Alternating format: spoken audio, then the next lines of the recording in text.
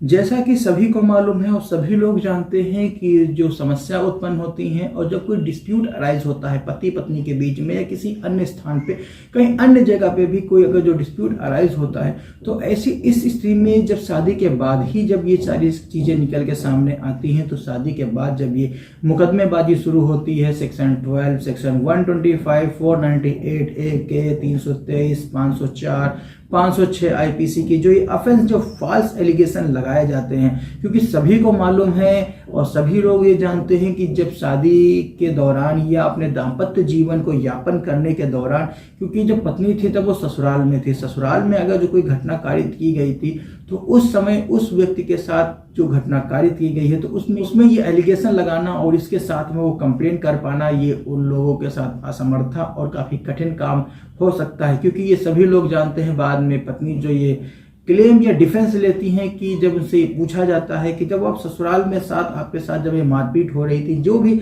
Allegation आपने लगाए हैं, इस तरीके के जो एलिगेशन आपने लगाए हैं, तो उस स्थिति में जब आपके साथ एलिगेशन लग रहे थे, इतने साल जब बीत गए या इतने महीने जब बीत गए या इतने दिन जब बीत गए, अब तक आपने कोई कंप्लेन क्यों नहीं की? और कंप्लेन करने के दौरान अगर जो की तो उसका निष्कर्ष क्या निकला, उसका रिजल्ट क्या निकला? क्या किसी पुलिस अधिकारी या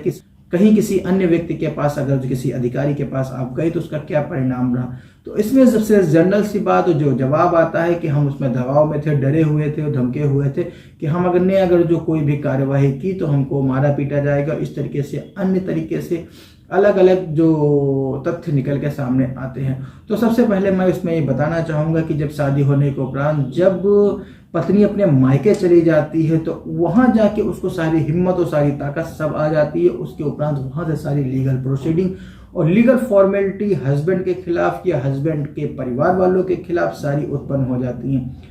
उसके उपरांत फिर भी यहाँ तक भी नहीं रुकती है कोई बात और शुरू हो जाती है सेक्शन 12 यानी कि डीवी एक्ट और 125 यानी कि मेंटेनेंस लेने के लिए और 498 दहेज की मांग करने के लिए, मारपीट 323 और 504 और एक नया तथ्य, अब एक नई धारा जो हमारे समाज में जो पत्नियां हैं उन्होंने अडॉप्ट किया हुआ है। जाहिर सी तौर पे जब कोई हस्बैंड एंड वाइफ में दोनों में रिलेशन रहता है और रिलेशन रहने के उपरांत फिर भी ये चीज़ और निकल के सामने आती है जो अभी नई धारा जो ओरिजिनेट हुई है भारतीय समाज के द्वारा, और वो है 377 यानी कि अप्राकृतिक संबंध बनाना। तो पत्नियां अपने हस्बैंड के ऊपर ये 377 का एलिगेशन लगाती हैं और वो एलिगेशन किस प्रकार से क्या सिद्ध होता है हम आज के वीडियो में डिस्कस करेंगे। और वीडियो शुरू करने से पहले हमारी एक रिक्वेस्ट है, अगर जो आप वीडियो पे फर्स्ट टाइम आए हैं या पहली बार देख रहे हैं तो इसको सब्सक्राइब कर लें और साथ में लाइक करें और शेयर अवश्य कर दें, जिससे किसी जरूरतमंद को जिसको जानकारी नहीं होगी, जो अपने अल्प ज्ञान के कारण अपनी जो सही तरीके से अपनी समस्या नहीं सॉल्व कर पा रहा होगा, उसके लिए जानकारी काफ़ी महत्वपूर्ण साबित हो सकती है। तो इसके लिए आप इसको शेयर अवश्य कर दें। और अगर जो आप हमसे कोई जानकारी जानना चाहते हैं या हमसे कोई सलाह लेना चाहते हैं तो स्क्रीन पे नंबर है, आप हमसे अपॉइंटमेंट बुक करके आप हमसे संपर्क कर सकते हैं। और जैसा कि मैंने पहले बताया हुआ है कि 377 एलिगेशन स्टार्ट होने के बाद उसके बाद क्या प्रोसीडिंग शुरू होती है, कहाँ से ये प्रोसीडिंग अडॉप्ट होने के बाद क्या वो सही है क्या वो गलत है। जैसा कि शादी होने के उपरांत अगर जो डीवी एक्ट के जो मुकदमे फाइल किए जाते हैं या कोई अन्य भी मुकदमे फाइल किए जाते हैं तो ऐसी इस स्थिति में जो वो एलिगेशन लगाती हैं कि मेरे साथ सच एंड सच तरीके से यहाँ चोट आई वहाँ चोट आई मारपीट के बाद, तो ऐसी इस स्थिति में जब वो अपने घर या अपने जो निवास स्थान पे अपनी जो चली जाती है वहाँ से अपना एलिगेशन फाइल करते हैं। और एलिगेशन फाइल होने के उपरांत साथ में रीज़न भी ये लिखा जाता है कि हम वहाँ पे दबाव में थे, अगर जो उसमें धमकी दी गई थी, अगर जो कहीं शिकायत किया तो हम आपके साथ अनहोनी घटना कारित कर सकते हैं या आपको हम जान से मार देंगे, सच एंड सच तरीके से अलग अलग तरीके से जो धमकियां मिलती हैं। तो इसी के आधार पे हम अपनी जो शिकायत है सही तरीके से सही व्यक्ति के पास हम अपनी नहीं पहुंचा पाए। तो अब हम अपने मायके में रह रहे हैं या अन्य स्थान पे रह रहे हैं जहाँ पे हमारा भी हित निहित हो सकता है, तो उसी के आधार पे अब हम प्रार्थना पत्र प्रस्तुत करने के साथ और अन्य जो कार्यवाही है वो अग्रसारित की गई है। लेकिन एक चीज विचार करने वाली बात यह है कि ये तरीके से मान लिया जाए थोड़ी देर के लिए कि इस तरीके की जो घटनाएं कारित हो जाती हैं, अगर जो उसमें से कोई घटना सही है तब तो ठीक है, लेकिन अगर जो 99 में से अगर जो 1% अगर जो ये घटना, इस तरीके के आरोप अगर जो झूठे निकलते हैं, उस स्थिति में आप विचार कीजिए कि जो पति है या उसके घर वालों के ऊपर जो इस तरीके की जो संगीन धाराएं, संगीन आरोप आपने लगाए हैं, उसके जीवन के साथ क्या होगा, उसकी स्थिति क्या होगी। क्योंकि जब इस तरीके के ऑफेंस के जो मुकदमे फाइल किए जाते हैं, फाइल होने के उपरांत जब कोर्ट का नोटिस या सम्मन हस्बैंड या हस्बैंड के घर वालों के पास पहुंचता है, तो वो किसी आफत से उनके लिए कम नहीं हो पाता है। वो सही निर्णय नहीं ले पाते हैं कि इस स्थिति में अब क्या करना चाहिए,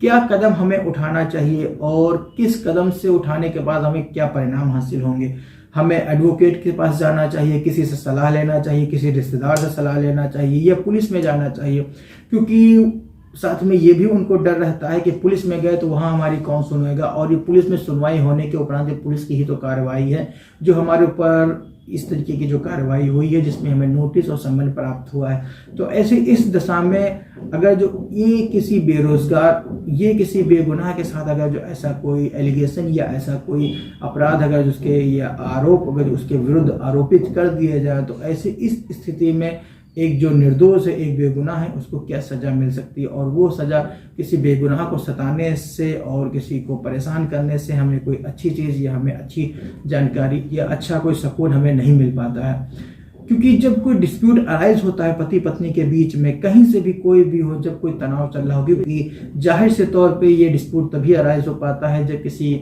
दोनों पक्षों के बीच में जब कहीं पे सहनशीलता या कोई सम्मान की जब कोई कमी आ जाती है। और इसी के आधार पे जब सबसे पहले कहीं डिस्प्यूट अराइज होता है तो दोनों के मन में, हस्बैंड हो चाहे वाइफ हो, दोनों के मन में एक ही ऑप्शन अवेलेबल हो पाता है कि पुलिस, कि हम पुलिस के पास जाएंगे, सच एंड सच थाने में,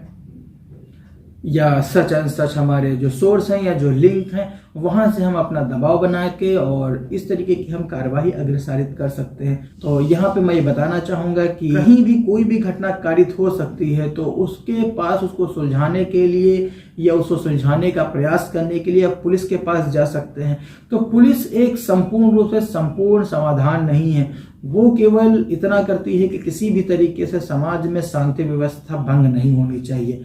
आपको डिस्प्यूट है, आपके लिए जो भी रेमेडी अवेलेबल है, आपके पास कोर्ट है, जुडिशरी है, आप वहां अप्रोच कर सकते हैं। लेकिन पुलिस के पास सम्मान या उसके आपके सहनशीलता के जो आधार पर जो डिस्प्यूट अराइज हुए हैं या उनका जो झगड़े के जो जड़ है उसका समाप्त वहां से नहीं हो सकते। समाप्त करने का अगर जो आपको औचित्य, आपको कारण ढूंढना है, तो वो पति पत्नी के बीच में बैठ के या उन दोनों को आपस में बैठ के सुलझाने पड़ेंगे। किसी अन्य व्यक्ति के साथ उसमें उसकी जरूरत नहीं पड़ती है। तो इसी के आधार पर जब ये शादी होने के उपरांत अगर जो कोई डिस्प्यूट अगर जो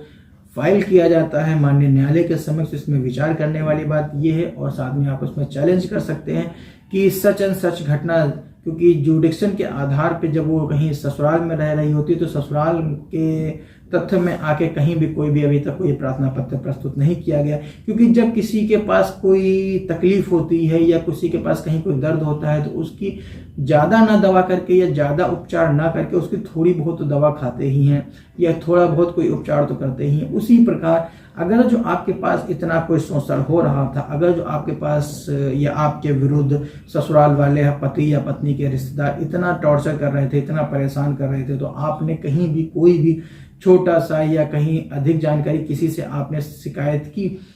अगर जो की होगी तो उसका क्या परिणाम है। अगर जो इस तरीके के अगर जो सबूत या प्रमाण आपके पास उपलब्ध नहीं है या पति के द्वारा या पत्नी के द्वारा जो भी आरोप लगाते हैं, क्योंकि जाहिर सी बात है, मैं बार बार वीडियो में और पहले के भी वीडियो में मैं बता चुका हूं कि जो अपराध लगाता है, जो आरोप लगाता है, उसको साबित करने का भार उसी के ऊपर होता है। अगर इस स्थिति में फिर भी अगर जो पत्नी अपने इस तरीके के जो आरोप को अगर जो सिद्ध नहीं कर पाती है, साबित नहीं कर पाती है, तो ऐसे इस दिशा में जो DV एक्ट का मुकदमा जो 125 में अगर जो इसमें ये बातें, ये आरोप लगाए हैं, तो ऐसी स्थिति में आपकी जो आपत्ति के साथ आप ऐसे तथ्य को आप उसमें माननीय न्यायालय के समक्ष प्रस्तुत करें, और माननीय न्यायालय अगर जो आपकी आपत्ति और आपके तथ्य से अगर जो सहमत हो जाती है तो माननीय न्यायालय आपकी आपत्ति के आधार पे, आपका जो लिखित कथन है उसी के आधार पे जो पत्नी के द्वारा जो प्रस्तुत किया गया जो परिवाद है घरेलू हिंसा अधिनियम के, वो उसको खारिज कर सकती है। जैसे कि जो डीवी एक्ट में और जो घरेलू हिंसा के वाद में जो तथ्य जो कारण पत्नी के द्वारा अंकित कराए जाते हैं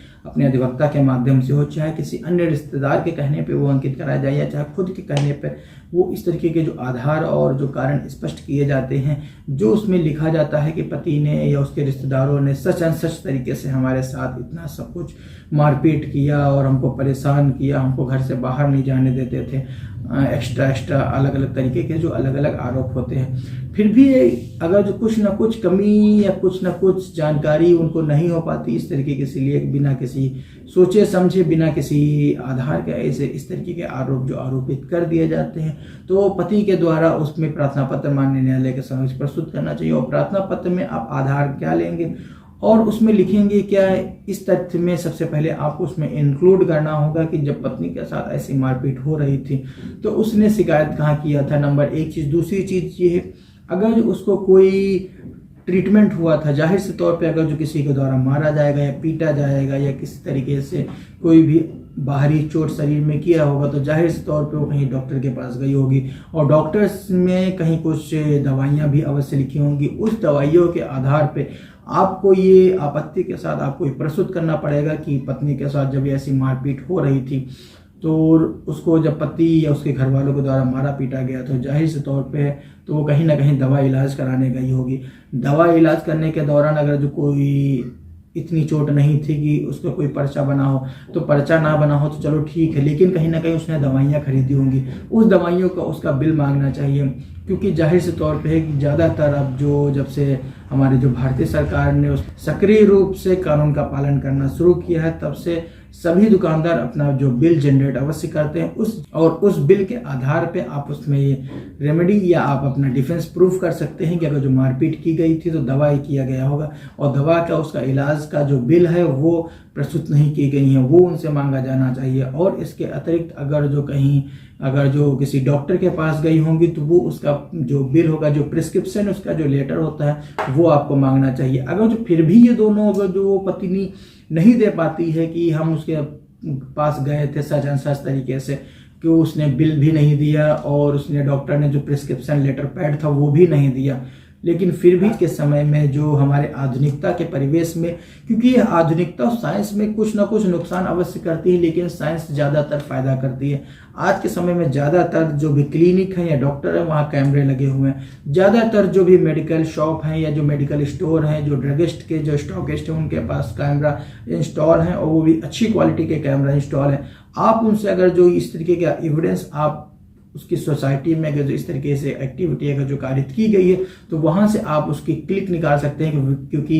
कैमरे में ये रिकॉर्ड अवश्य रहता है कि अगर जो उस पत्नी की अगर जो कोई दवा या इलाज कराने गया होगा, कौन गया होगा। जाहिर से तौर पे है कि अगर जो हस्बैंड या हस्बैंड के रिश्तेदार बहुत ही खराब है, वो बात नहीं मानते हैं, तो पत्नी ने जिसकी मदद ली होगी या स्वयं गई होगी तो उस कैमरे में उसके रिश्तेदार या वो स्वयं पत्नी उस कैमरे में अवश्य दिखाई दी होगी कि यहाँ जाके इसने दवा लिया, यहाँ से इलाज कराया और इस तरीके से उसकी चोटें सही हुई।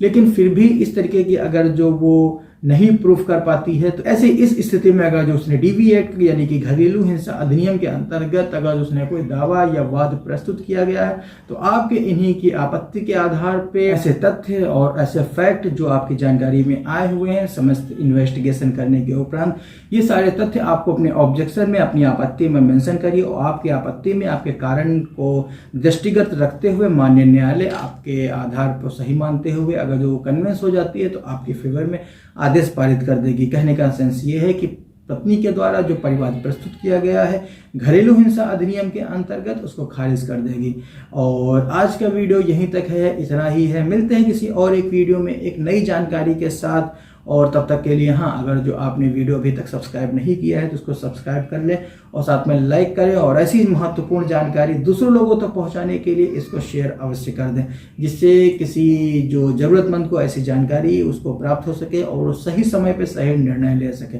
आपके पास भी कोई ऐसी कोई समस्या है या आप उससे कोई परेशान है तो आप हमसे अपॉइंटमेंट बुक करके आप हमसे संपर्क कर सकते हैं। मैं प्रयास करूंगा आपकी सभी परेशानी जो आपकी लीगल क्वेरी है उनको सॉल्व आउट कर सकूं। और तब तक के लिए हंसते रहिए, मुस्कुराते रहिए, और वीडियो अंत तक देखने के लिए प्रेम पूर्वक धन्यवाद। जय हिंद।